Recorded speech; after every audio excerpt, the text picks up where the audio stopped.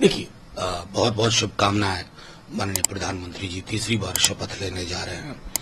ऐतिहासिक दिन तो तब हो जब आज से नया इतिहास हो। सर्वधर्म समभाव की बात अचानक से करने लगे हैं 2 दिन से।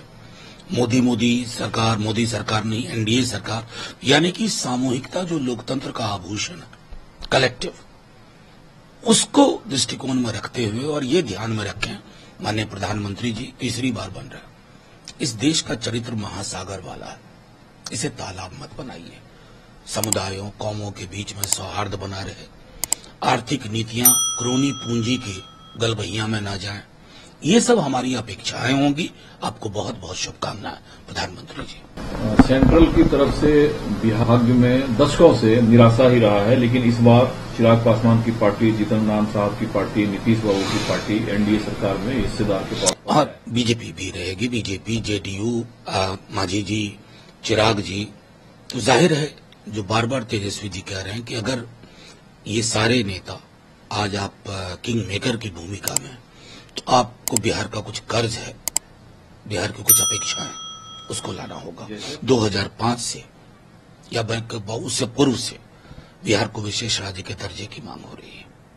बिहार को लेवर सप्लाई स्टेट बना करके केंद्र अपने आप को सुरक्षित महसूस करता है।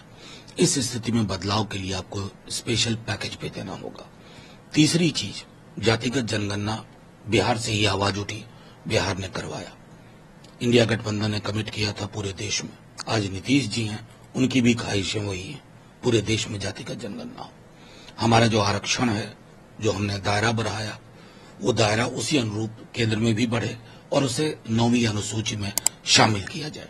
ये तो मोटे मोटे तौर पर जो 4-5 चीजें जिसके लिए सब कभी न कभी बोलते रहे। आज बिहार को ये सारी चीजें हासिल हो, ये हमारी कामना होगी। दूसरा, नीतीश बाबू को लेकर प्रूफ के साथ दावा किया कि उनको इंडिया ब्लॉक की तरफ से प्रधानमंत्री पद का ऑफर किया गया, हमने ठुकरा दिया क्योंकि यही इंडिया ब्लॉक है जो उनको संयोजक बनाने को नहीं। खैर, ये तो इस पर मैं टिप्पणी नहीं करना चाहता। मैं और मेरी पार्टी सब कुछ जानते हैं, किसने प्रस्ताव दिया, नहीं हुआ। ये हम ये बार बार कह रहे हैं कि नीतीश जी की बहुत बड़ी भूमिका थी इंडिया गठबंधन को सीमेंट करने में। पटना से ही शुरुआत हुई थी। अब वो इतिहास का एक अलग कालखंड था, उसको छोड़ा जाए। अभी जो बार बार तेजस्वी जी भी कह रहे हैं कि अगर इतनी बड़ी भूमिका में नीतीश जी, तो ये मौका है कि बिहार पर, मतलब केंद्र पर जो बिहार का कर्ज है वो उतारा जाए। किसने प्रस्ताव दिया, नहीं दिया, ठुकरा दिया, स्वीकार किया, ये सारी चीजें राजनीति में ऐसी चीजें होती हैं कि कब क्या बदले, इसको प्रेडिक्ट। सपना रहा है तो देखिए, कोई भी व्यक्ति जो राजनीति में है वो सपना नहीं देखे। क्या मोदी जी के मंत्रिमंडल में जो लोग हैं जो उनके साथ सपना नहीं देख रहे हैं?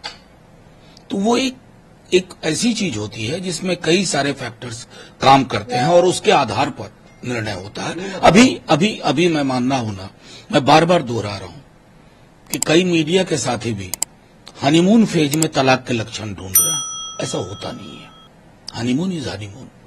डिवोर्स की चीजें आगे एक एक विषय पर, क्योंकि मैं बार बार दोहरा रहा हूं, गौर करिएगा, नीतीश जी और चंद्रबाबू जी की सामाजिक पृष्ठभूमि, राजनीतिक पृष्ठभूमि अलग किस्म की है।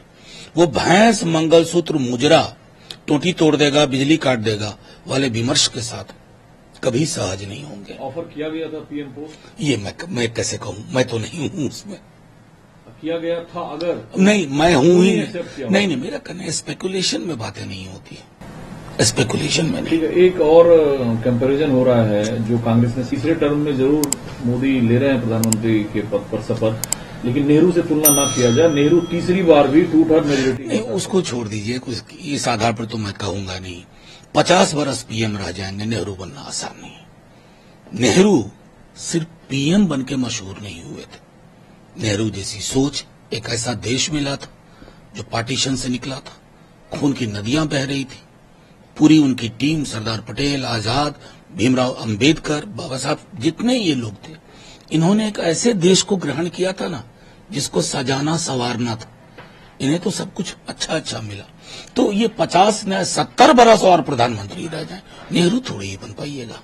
कल जो सोनिया गांधी ने कहा कि वो मिली है, अब जब वो संसद भवन में आए तो उन्हें जवाबदेही का आह्वान करना चाहिए। जो विपक्ष के प्रति उनका रवैया रहा, जो विपक्ष को सस्पेंड कर दो, बिल पास करा दो, मैं उम्मीद करती हूं कि उस दायरे से मोदी अब बाहर। नहीं, ये उम्मीद हम सबको है। जब वो हमारे संविधान को चूम रहे थे, नमन कर रहे थे, तो ये सारी चीजें रिटोरिक लगती हैं, सिंबॉलिक लगती हैं। अगर मनसा वाचा कर्मणा में आप संवैधानिक मूल्यों को नहीं उतारते, विपक्ष के लिए किस तरह के शब्दों का आप प्रयोग कर रहे थे? अपने विपक्ष को नक्सली, टुकड़े टुकड़े कर, ये होती है जुबान। आप एनडीए के अब हैं, आप अच्छी बात है, आप मोदी सरकार नहीं बोल रहे हैं खुद भी। वैसे आप तो अपने नाम में खुद जी लगा के बोलते हैं, मोदी जी। मैं पहले व्यक्ति मैंने देखा मेरी कि अब संवैधानिक मूल्यों पर चलिए, विपक्ष के साथ संवाद करिए।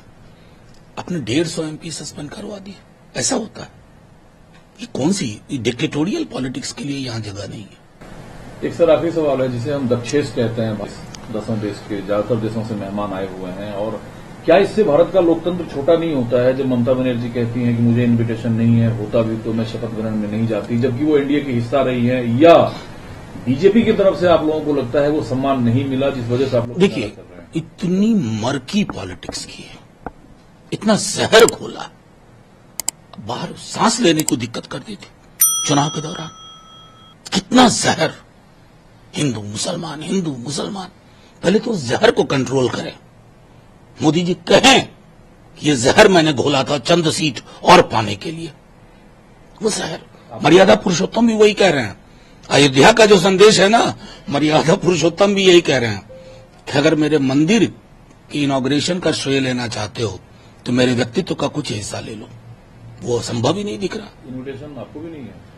अभी तक तो आया नहीं है, लेकिन पूरे विपक्ष की ओर से, इंडिया ब्लॉक की ओर से खड़गे जी जाएंगे, ऐसा सुना है।